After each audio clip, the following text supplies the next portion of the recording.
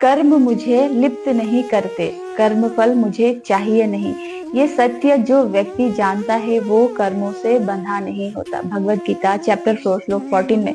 श्री कृष्ण अर्जुन को समझा रहे हैं कि जो व्यक्ति ये बात तत्व से जानता है कि कर्म फल की इच्छा रखे बिना कर्म करना ही कर्म करने का सही तरीका है, तो वो व्यक्ति फिर इस कर्म बंधन के सर्कल से मुक्त हो जाता है। देखिए, सिंपली श्री कृष्ण यहाँ पे हमारी लाइफ की जो रियलिटी चेक है हमसे करवा रहे हैं कि कर्म तो हमें वैसे भी करना है, चाहे हम कर्म फल की इच्छा रखे करें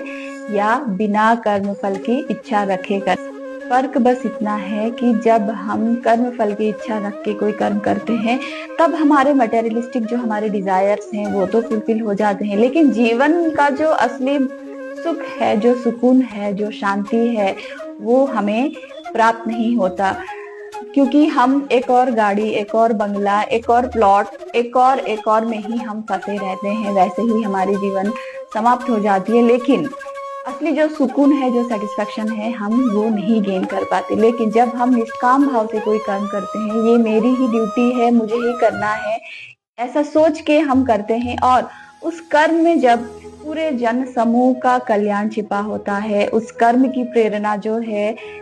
सारे जन समाज का कल्याण होता है, तब वो कर्म निष्काम भाव से जब हम करते हैं, तब हमें असली जो सुख है, जो शांति है, वो प्राप्त होती है। कृष्ण कह रहे हैं कि मैं ये जानता हूं अर्जुन कि